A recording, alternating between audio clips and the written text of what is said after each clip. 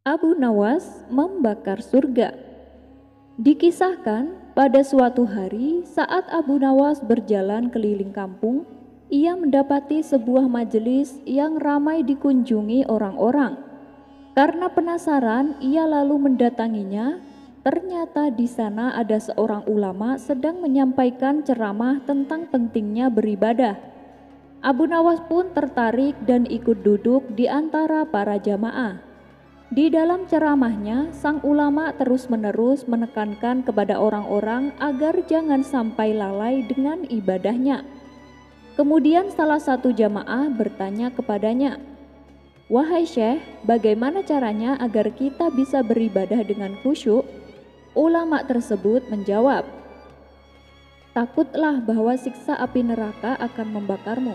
Dan satu-satunya yang bisa menyelamatkanmu adalah ibadah yang kau lakukan." Lalu jamaah yang lain ikut bertanya, "Wahai Syekh, bagaimana caranya agar kita bisa semangat beribadah?"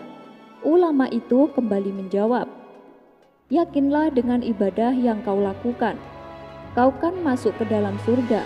Istana-istana megah akan kau dapatkan beserta dengan kenikmatan-kenikmatannya."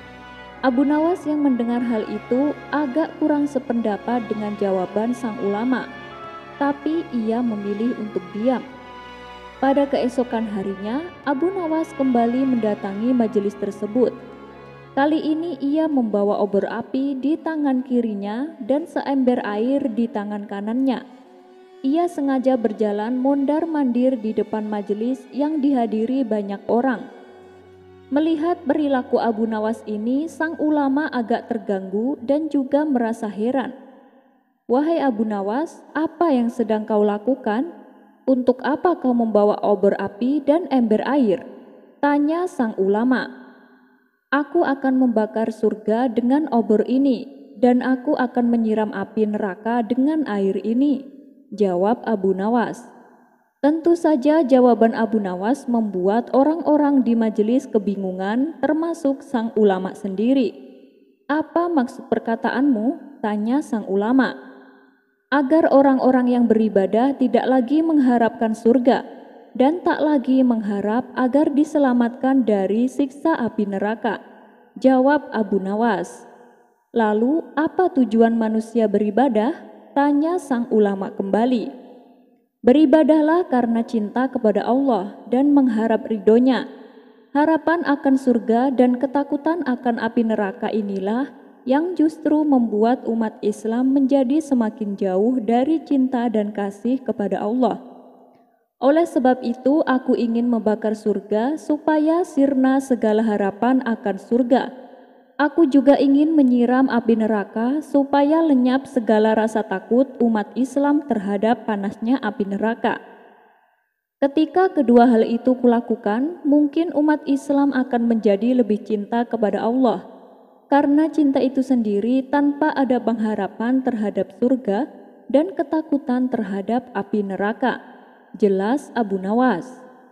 Begitu mendengar penjelasan Abu Nawas, sang ulama pun takjub dengan cara pikirnya.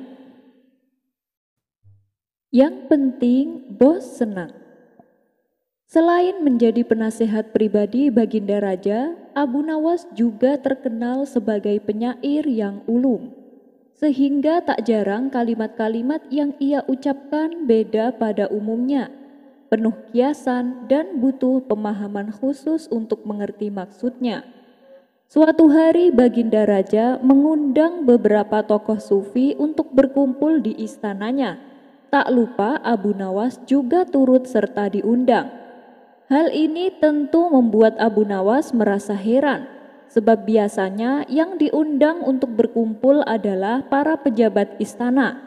Apalagi saat itu Baginda Raja sedang kedatangan rombongan tamu dari kerajaan negeri seberang. Karena penasaran itulah Abu Nawas pun memberanikan diri bertanya kepada Baginda Raja, "Ampun Paduka yang mulia, tidak biasa-biasanya Paduka mengundang kami para tokoh sufi. Memangnya ada masalah apa Paduka?" tanya Abu Nawas. "Aku punya satu pertanyaan. Bila ditanyakan kepada para pejabat istana, pasti jawaban semuanya sama. Maka dari itu aku ingin dengar pendapat dari kalian. Itulah kenapa aku mengumpulkan kalian di sini, jawab Baginda Raja. Mendengar hal itu, Abu Nawas pun mulai mengerti alasannya. Sebab Baginda Raja memang sering kali lebih tertarik dengan jawaban yang unik. Siapa lagi kalau bukan dari para tokoh sufi. Kemudian Baginda Raja pun memulai pertanyaannya kepada tokoh sufi yang pertama. Bagaimana perasaanmu seandainya aku meninggal? Tanya Baginda Raja. Sufi pertama seketika terkejut mendengar pertanyaan tersebut. Pertanyaan ini sepertinya sepele, tapi rawan dan penuh jebakan. Salah-salah malah bisa kena hukuman. Tentu saja saya merasa kehilangan dan bersedih karena Paduka adalah raja kami, jawab Sufi pertama. Jawabanmu sama saja seperti para pejabat umumnya. Kalau mereka mengatakan seperti itu, wajar. Karena mereka takut ketika aku meninggal, raja yang baru akan memecat mereka dari jabatannya. Sedangkan kamu takut karena apa? Jabatan juga nggak punya. Bagaimana mungkin kamu akan merasa sedih dan kehilangan? Ah, ucapanmu tak sesuai dengan isi hatimu, ujar Baginda Raja. Maka Sufi pertama pun ditangkap dan dimasukkan ke dalam penjara. Melihat hal itu, para tamu yang hadir kagum dengan ketegasan Baginda Raja. Dan sekarang giliran Sufi kedua. Ia dipanggil dan ditanya Baginda Raja. Bagaimana perasaanmu seandainya aku meninggal? Tanya Baginda Raja. Paduka memang raja yang adil dan bijaksana, tapi menurutku gak ada gunanya meratapi kehilangan, karena kita semua pasti akan mati Paduka, dan masing-masing dari kita akan mempertanggungjawabkannya di akhirat kelak, ujar Sufi kedua. Berarti kamu sama sekali tidak punya rasa cinta pada rajamu ini? Sedangkan aku sudah berusaha sekuat tenaga memimpin negeri ini dengan adil dan bijaksana. Jadi selama ini kamu lebih memikirkan dirimu sendiri, tutur Baginda Raja. Baginda Raja pun menyuruh para pengawal untuk menangkap Sufi kedua itu dan memasukkannya ke dalam penjara. Untuk kedua kalinya, Baginda Raja membuat kagum para tamunya yang dari negeri seberang. Anda memang raja yang tegas dan bijaksana, puji salah satu tamunya. Setelah satu persatu tokoh sufi ditanya dan kesemuanya masuk ke penjara, kini tibalah giliran Abu Nawas. Abu Nawas, bagaimana perasaanmu seandainya aku meninggal? Tanya Baginda Raja. Paduka, sebelum saya menjawab pertanyaan ini, bolehkah saya meminta satu permintaan? Pinta Abu Nawas. Boleh, apa permintaanmu? Tanya Baginda Raja kembali. Kalau sekira jawaban saya bisa memuaskan Paduka, saya minta supaya kawan-kawan saya yang Paduka masukkan ke penjara tadi dibebaskan dari hukuman, jawab Abu Nawas. Baik, aku setuju. Tapi bila jawabanmu tidak membuatku puas, aku akan hukum 2 kali lipat lebih berat dari mereka, tegas Baginda Raja. Abu Nawas pun menyanggupi persyaratan tersebut. Jika Paduka meninggal, entahlah, mungkin tidak akan ada lagi tanah tempat saya berpijak, ucap Abu Nawas. Mendengar jawaban tersebut langsung membuat Baginda Raja tersenyum. Meski sebenarnya ia masih bingung apa maksud sebenarnya dari jawaban Abu Nawas itu. Dan sesuai kesepakatan, kawan-kawan Abu Nawas yang juga tokoh sufi segera dibebaskan dan dipersilahkan pulang. Begitu juga dengan para tamu undangan, mereka dipersilahkan pulang oleh Baginda Raja. Tapi ketika Abu Nawas hendak pulang, ia dicegah oleh Baginda Raja. Abu Nawas, kamu jangan pulang dulu. Ada sesuatu yang ingin aku tanyakan padamu, ucap Baginda Raja. Abu Nawas kemudian berjalan menghampirinya. Ada apa Paduka? Tanya Abu Nawas. Maksud dari jawabanmu tadi sebenarnya apa sih Abu Nawas? Tanya Baginda Raja penasaran. Oh, maksud saya, jika Paduka yang mulia nanti meninggal, aku tak sanggup lagi hidup di atas bumi ini. Ingin rasanya aku segera menyusul Paduka, jawab Abu Nawas. Wah, bagus sekali. Bisa saja kau Abu Nawas. Tapi lain kali kalau sedang di tengah tamu-tamuku, bicaralah yang jelas, biar aku bisa langsung paham. Jangan seperti tadi. Malu kan kalau aku sampai ketahuan tidak paham maksud pembicaraan lawan bicaraku, ujar Baginda Raja. Abu Nawas selalu diberi hadiah dan dipersilahkan pulang. Tapi ketika ia berjalan meninggalkan istana, ternyata kawan-kawannya juga belum pulang. Mereka setia menunggu Abu Nawas di luar gerbang istana. Loh, kenapa kalian masih di sini? Ayo kita pulang, ajak Abu Nawas. Kami sengaja menunggumu Abu Nawas, kami penasaran. Apa sih maksud jawabanmu tadi itu? Kok Baginda Raja nggak marah seperti marahnya kepada kami? Oh, itu jujur ya, aku juga bingung apa yang aku katakan tadi. Ya, yang penting bisa membuat Baginda Raja bahagialah, jelas Abu Nawas sambil tertawa. Bisa aja kamu Abu Nawas bikin si bos seneng, ujar mereka. Mereka pun memuji akan kecerdasan dan kecerdikan Abu Nawas dan lanjut pulang bersama-sama. Abu Nawas dan Bangau Ajaib. Ada yang aneh dengan yang dibawa Abu Nawas kali ini, sehingga membuat Baginda Raja Harun ar-Rasyid bertanya-tanya dan sempat membenarkan alasan Abu Nawas. Berikut kisah lengkapnya. Sudah menjadi agenda rutin, Baginda Raja mengadakan pesta untuk menyambut hari jadi kota Baghdad. Pada hari itu semua rakyatnya diundang dan dipersilahkan hadir untuk menyantap makanan sesuka hati mereka. Dan tentu saja Abu Nawas diikut sertakan dalam acara tersebut. Tapi kali ini Abu Nawas mendapat tugas memasak burung bangau goreng kesukaan Baginda Raja. Hari yang ditunggu-tunggu pun tiba. Saat itu suasana istana sangat meriah sekali. Orang-orang berkumpul tanpa ada batasan, baik kaya maupun miskin. Namun saat pesta sudah dimulai, Baginda Raja terlihat gelisah, padahal orang-orang sudah ramai menyantap hidangan. Akan tetapi, Baginda Raja tetap diam di kursi kebesarannya. Lalu salah satu menteri yang melihat kegelisahan raja itu pun mendekatinya dan bertanya, "Paduka yang mulia, kenapa Paduka terlihat gelisah? Apa Paduka kurang sehat?" tanya sang menteri. "Oh, tidak menteriku, aku sedang menunggu Abu Nawas. Tapi sampai sekarang kok belum datang juga ya?" ucap Baginda Raja. "Paduka sendiri apa sudah mengundang Abu Nawas untuk datang?" tanya menteri itu kembali. "Sudah, aku sudah mengundangnya," jawab Baginda Raja. "Malah aku menyuruhnya untuk masak burung bangau kesukaanku," imbuh Baginda Raja. Sang menteri lantas berkata kepada Baginda Raja, "Ya, kita tunggu dia sebentar lagi Paduka, Abu Nawas pasti datang."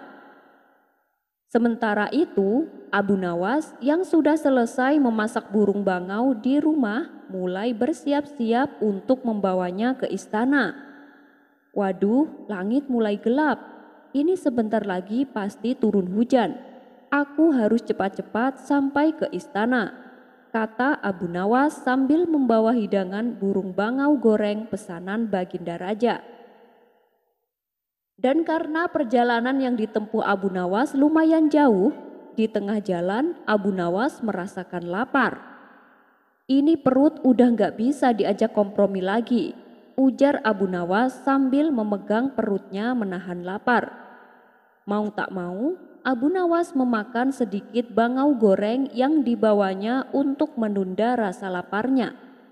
Ia memilih bagian paha burung bangau itu untuk dimakan.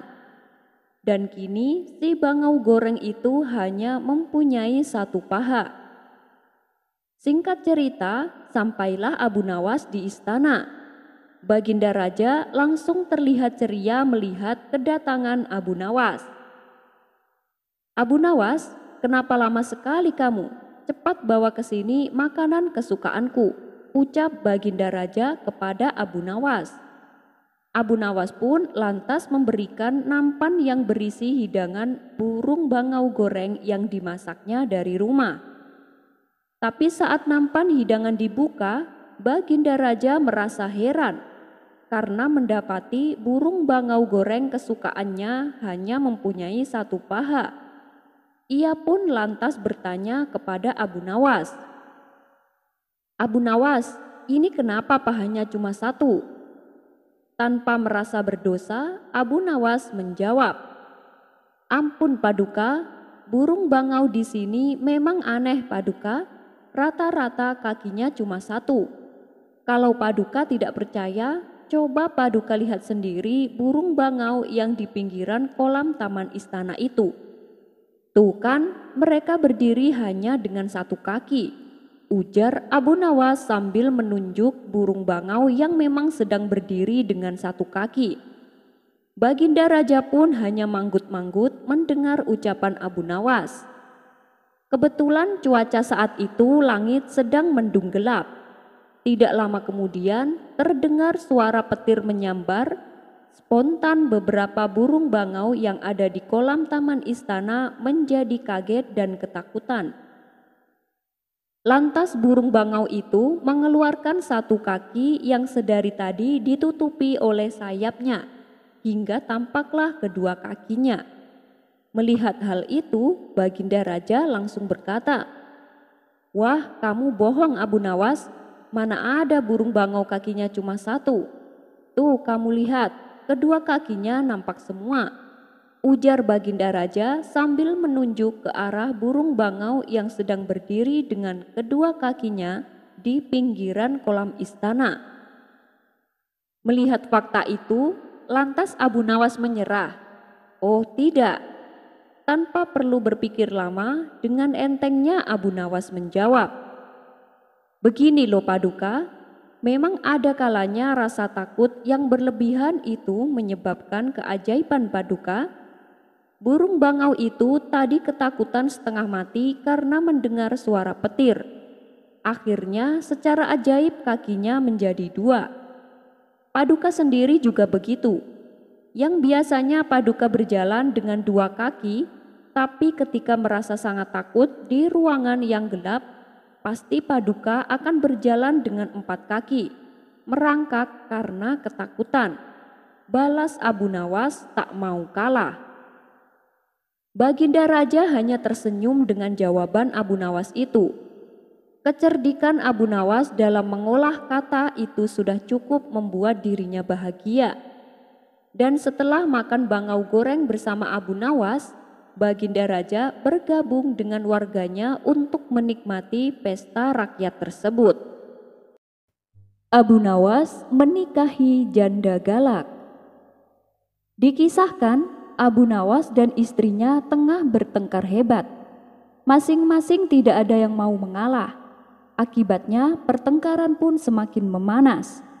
Karena tak tahan dengan omelan istrinya, Abu Nawas pun akhirnya memilih untuk meninggalkan rumah. Ia pergi ke sebuah hutan guna menenangkan diri. Lalu ia duduk di atas rerumputan sambil merenung atas kejadian yang dialaminya.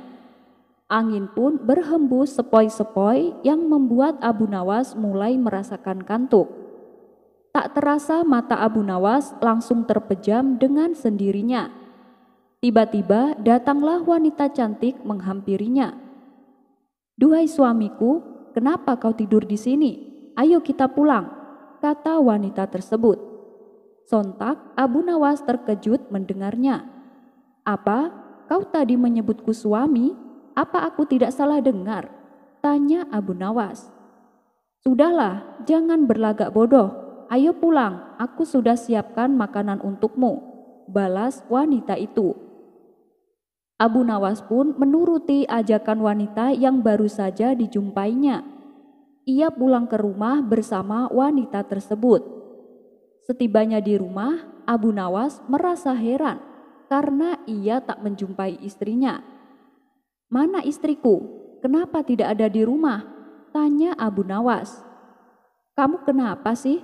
Aku ini kan istrimu," jawab wanita itu. Kemudian si wanita menyuguhkan hidangan dan mempersilahkan Abu Nawas untuk memakannya.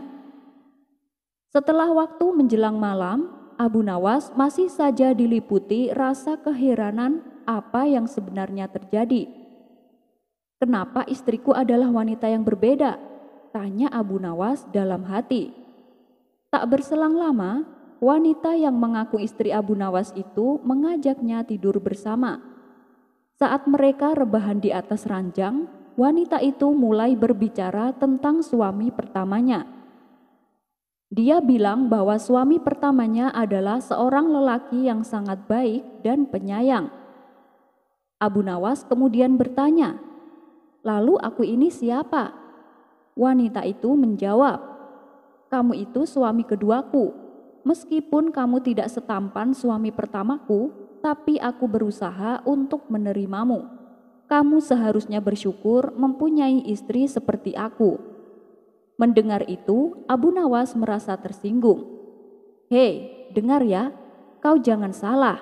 Istri pertamaku juga tak kalah cantiknya denganmu. Dia adalah wanita paling cantik yang pernah kukenal." Seketika wanita itu menjadi marah, sehingga ia berkata dengan nada keras. Lagi-lagi Abu Nawas terlibat pertengkaran. Hal ini membuatnya kembali emosi. Ia pun lalu menendang wanita itu hingga terjatuh dari tempat tidur dan terjerembab di lantai. Tak terima dengan perlakuan Abu Nawas, wanita itu pergi ke pengadilan dan mengajukan tuntutan. Ketika sidang pengadilan dimulai, wanita itu berkata di hadapan Tuan Hakim, "Wahai Tuan Hakim, aku ingin suamiku Abu Nawas supaya dihukum penjara. Dia telah melakukan tindakan kekerasan." Tuan Hakim bertanya, "Kekerasan macam apa yang dilakukan padamu?" Wanita itu menjawab, "Ketika kami berdua rebahan di tempat tidur, dia menendangku sehingga aku terjatuh ke lantai." Kemudian Tuan Hakim bertanya kepada Abu Nawas, "Wahai Abu Nawas, benarkah itu? Kenapa kau tega berbuat kasar kepada istri keduamu?" Abu Nawas menjawab, "Saya tidak melakukannya, Tuan Hakim. Permasalahannya begini. Pada waktu itu kami berdua sedang rebahan di atas tempat tidur. Kemudian dia menghadirkan temannya dalam percakapan. Aku pun demikian, aku juga menghadirkan temanku dalam percakapan. Dengan demikian ada 4 orang di atas tempat tidur. Tentu saja tempat tidurnya jadi sangat sesak, sehingga istri kedua saya terjatuh dari tempat tidur." Setelah mendengar penjelasan Abu Nawas, Tuan Hakim pun tak sanggup menahan tawa dan memutuskan untuk mengakhiri kasus ini. Sementara wanita yang merupakan istri kedua Abu Nawas tak terima dengan keputusan tersebut. Ia pun langsung melemparkan palu pengadilan tepat mengenai kepala Abu Nawas. Abu Nawas pun jatuh pingsan. Ketika ia tersadar dan membuka mata, ternyata ia kembali berada di hutan. "Alhamdulillah, ternyata tadi itu cuma mimpi. Segalak-galaknya istriku, dia tak pernah menuntutku untuk dipenjara, apalagi sampai tega melempar palu pengadilan di kepalaku," kata Abu Nawas dalam hati. Cara cepat bahagia. Abu Nawas mengajar murid-muridnya tentang peduli terhadap kebahagiaan orang lain. Di suatu pagi yang cerah, Abu Nawas terlihat sedang memberikan pelajaran kepada murid-muridnya. Ia menasihati betapa pentingnya saling membantu sesama manusia dalam hal kebaikan, supaya memberikan kebahagiaan kepada orang lain. Jangan hanya peduli dengan kebahagiaan sendiri. Karena dengan berbuat demikian, sebenarnya tanpa disadari juga memberikan kebahagiaan pada diri kita. Kemudian, Abu Nawas memberikan masing-masing muridnya satu bola berukuran kecil. Sekarang, silahkan tulis nama kalian di bola yang kalian pegang, perintah Abu Nawas. Lantas, Abu Nawas mengajak mereka ke sebuah ruangan dan menyuruh mereka melemparkan bolanya ke dalam. Setelah anak-anak melemparkan bolanya, Abu Nawas masuk ke ruangan untuk mencampur semuanya. Tugas kalian selanjutnya, ambil bola yang sesuai nama kalian. Saya beri waktu 5 menit, perintah Abu Nawas. Anak-anak segera berhamburan masuk ke ruangan dan berebut mencari bola yang sesuai dengan namanya. Tetapi meskipun mereka mencarinya dengan panik, usahanya tidak membuahkan hasil. Waktu 5 menit pun berakhir. Mereka tak juga mendapatkan bola yang sesuai dengan namanya. Kemudian Abu Nawas menyuruh mereka untuk mengambil bola yang paling dekat dengan mereka dan memberikan kepada kawannya yang namanya tertera di bola tersebut. Dalam waktu kurang dari 2 menit, semua murid-muridnya sudah memegang bolanya masing-masing. Abu Nawas pun lalu berkata kepada mereka, "Ketahuilah, bola-bola ini ibarat kebahagiaan. Engkau tak akan menemukannya ketika engkau hanya mencari kebahagiaanmu sendiri. Tapi jika kita peduli dengan memberi kebahagiaan orang lain, pada akhirnya akan membantu kita menemukan kebahagiaan kita sendiri." Doa selamat berulang kali. Ada-ada saja tingkah Abu Nawas. Demi mendapatkan keberkahan dari orang alim, ia sampai sempat akan dimarahi Baginda Raja. Kisah ini berawal ketika ada seorang alim dari Tanah Suci berkunjung ke kota Baghdad. Kehadiran beliau langsung disambut oleh Baginda Raja dan seluruh jajaran pejabat istana. Abu Nawas yang kala itu juga berada di sana, langsung menyambut orang alim tersebut dan mencium tangannya. Kemudian Abu Nawas berkata kepadanya, "Wahai Tuan Syekh, sudilah kiranya Tuan mampir ke rumah saya. Saya ingin supaya rumah saya dapat keberkahan dari Tuan Syekh," pinta Abu Nawas. Orang alim ini yang terkenal ramah kepada siapapun menyanggupi permintaan Abu Nawas. "Baiklah, insya Allah besok aku akan ke rumahmu," balas orang alim tersebut. Dan singkat cerita, pada keesokan harinya ia mendatangi rumah Abu Nawas dengan didampingi Baginda Raja beserta para menteri istana. "Assalamualaikum." Namun tak ada jawaban sama sekali dari dalam rumah. Kemudian beliau memberi salam untuk kedua kalinya. Akan tetapi masih saja belum ada jawaban. Sementara Baginda Raja tanpa sengaja lewat jendela. Ia melihat Abu Nawas sedang duduk di ruang tamu. Kurang ajar Abu Nawas, dia berani mengerjai orang alim, pikir Baginda Raja. Barulah setelah ucapan salam yang ketiga, Abu Nawas membalasnya dan membukakan pintu. Ia pun langsung menyambut orang alim tersebut dengan memeluk dan mencium tangannya. Baginda Raja yang telah kesal dengan sikap Abu Nawas langsung menghardiknya. "Kamu kurang ajar Abu Nawas, kalau bercanda jangan keterlaluan. Aku tahu, sedari tadi sebenarnya kamu mendengar ucapan salam, tapi kamu tidak segera membukakan pintu," bentak Baginda Raja. "Saya tidak bercanda Paduka," jawab Abu Nawas. "Lalu kenapa kamu tidak segera membukakan pintunya?" hardik Baginda Raja. "Begini Paduka yang mulia, bukankah salam adalah suatu doa? Dan saya sengaja menunggu ucapan salam sampai 3 kali. Begitu saya didoakan bukan hanya sekali, tapi sampai 3 kali.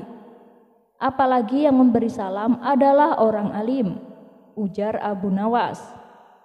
Baginda Raja tak menyangka dengan jawaban tersebut. Pintar juga otak Abu Nawas. Dia didoakan orang alim sampai 3 kali. Kamu sungguh beruntung Abu Nawas, pikir Baginda Raja.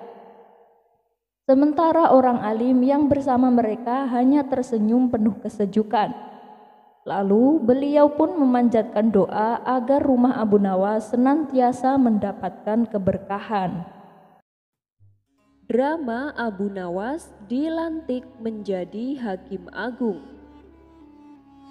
Suatu saat, jabatan Hakim Agung sedang kosong sejak kematian pejabatnya, yaitu Syekh Maulana. Raja Harun ar-Rasyid sudah meminta nama-nama nominator hakim senior yang layak untuk diangkat menjadi Hakim Agung.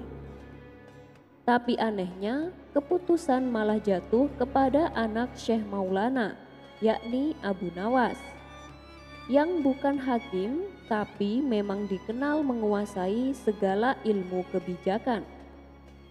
Maka jadilah Abu Nawas calon tunggal Hakim Agung. Tentu saja keputusan itu membuat dengki para hakim senior. Abu Nawas cemas mendengar keputusan rajanya itu. Apalagi intrik panas mulai berhembus. Gosip soal kolusi dan nepotisme disorot dalam pengisian jabatan di institusi hukum itu. Harta kekayaannya ada yang mengusut. Maka Abu Nawas mulai tersenyum dan tertawa sendiri setelah mendapat undangan tes kelayakan dari istana. Abu Nawas keluar rumah, dia mengambil pelepah daun kurma yang jatuh di halaman. Kemudian dia tunggangi pelepah itu selayaknya naik keledai sambil berkeliling kampung. Anak-anak pun bersorak-sorai menyanyikan lagu Kuda Lumping mengiringi di belakangnya. Dan hari itu juga tersiar kabar Abu Nawas otaknya tak waras. Gosip pun makin keras berhembus. Apa mungkin orang tak waras menjabat Hakim Agung? Raja Harun ar-Rasyid tidak percaya terhadap gosip itu. Sebab Abu Nawas memang penuh gosip intrik dan kontroversial. Maka raja memerintahkan prajuritnya untuk memanggil Abu Nawas. Kalau perlu menangkap Abu Nawas agar datang ke istana. Abu Nawas dengan terpaksa akhirnya datang bertemu Baginda Raja. Dia masih suka tersenyum dan tertawa sendiri.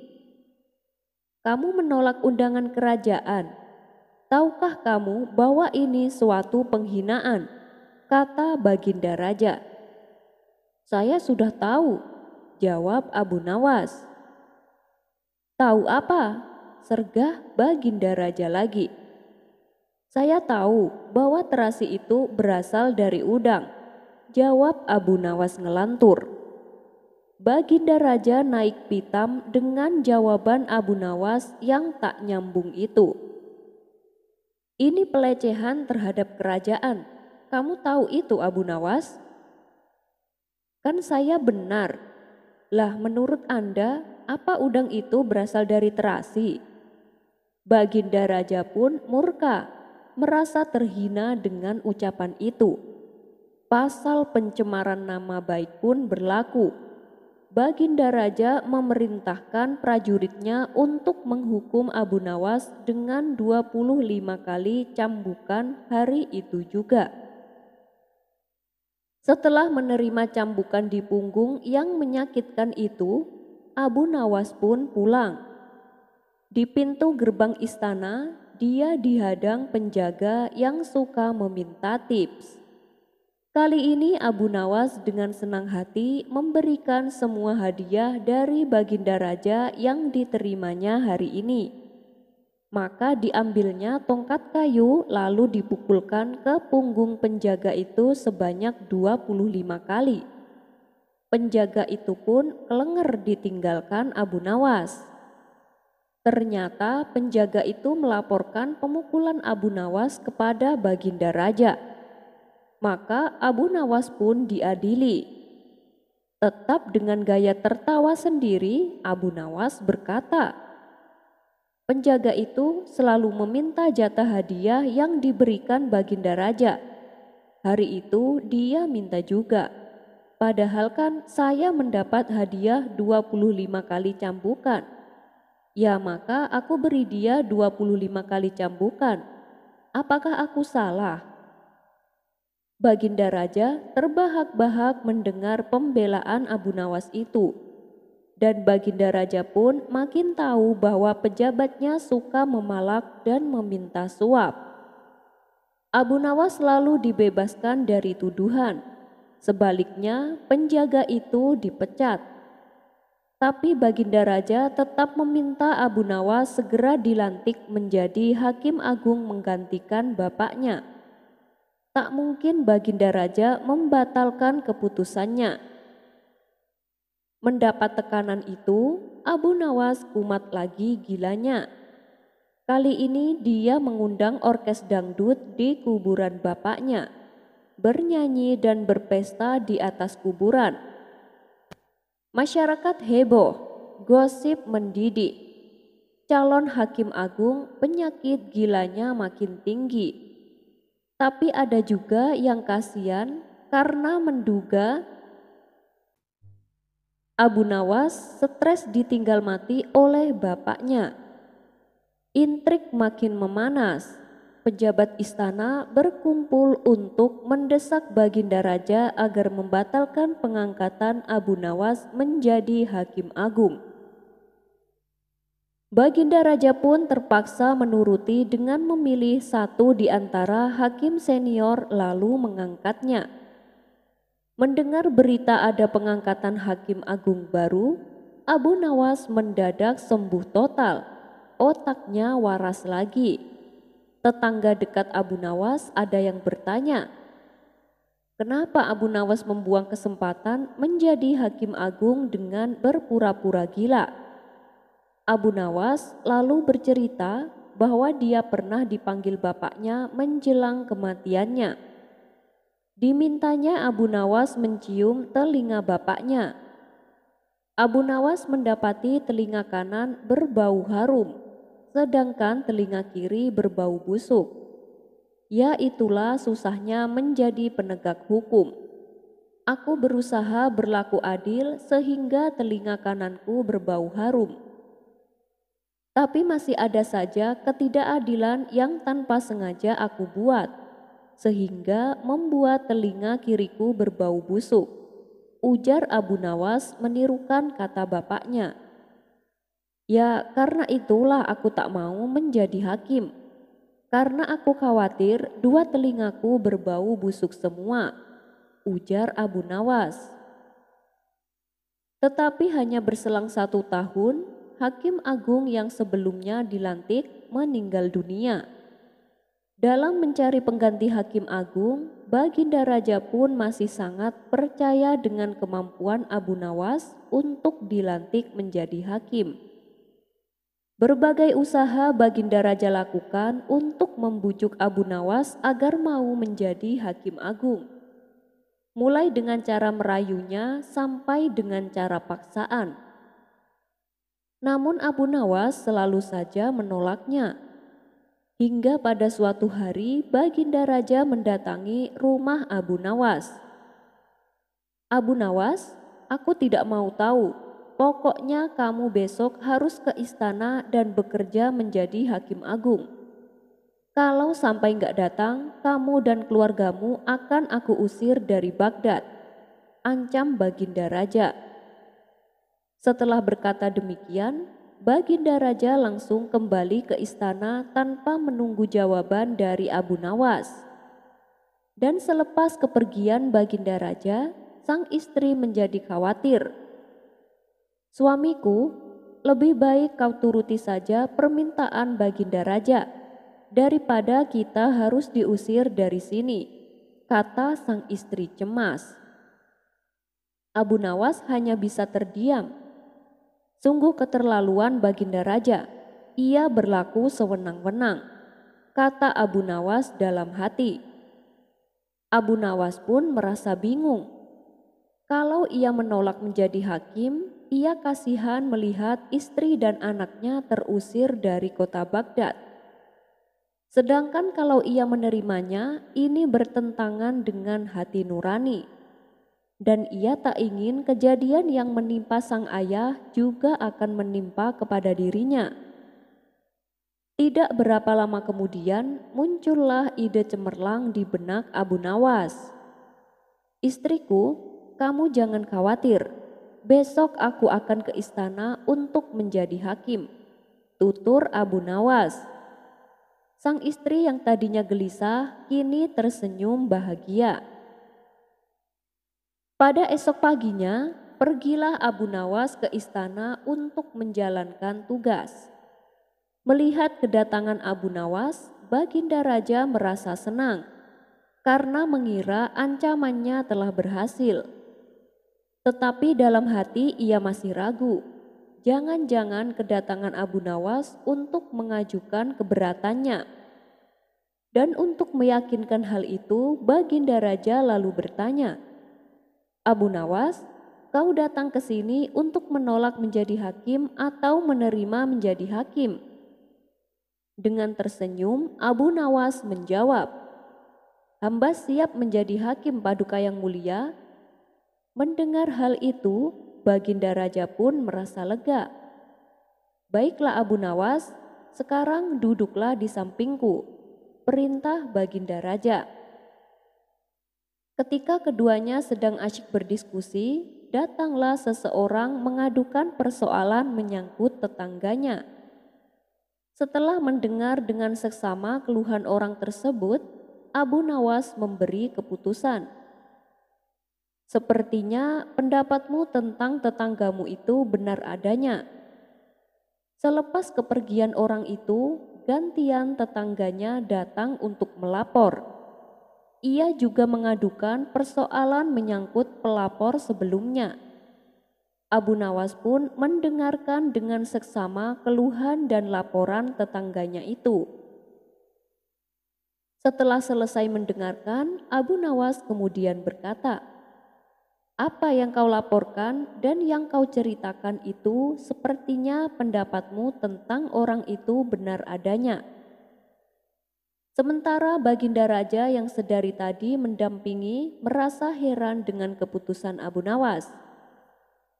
Kamu ini gimana sih Abu Nawas? Kenapa kau benarkan pendapat kedua orang tersebut? Harusnya kan kamu luruskan persoalan ini agar keduanya bisa akur kembali, tutur Baginda Raja. Oh begitu ya caranya Paduka, ujar Abu Nawas. Ah payah kamu, kalau caramu memutuskan masalah seperti ini, percuma saja kamu jadi hakim. Lebih baik aku cari orang lain saja, sesal Baginda Raja. Abu Nawas pun kemudian disuruh pulang dan batal dijadikan sebagai hakim agung. Dalam hati Abu Nawas merasa bersyukur, keluarganya tidak jadi diusir dan dirinya juga tidak diangkat menjadi hakim.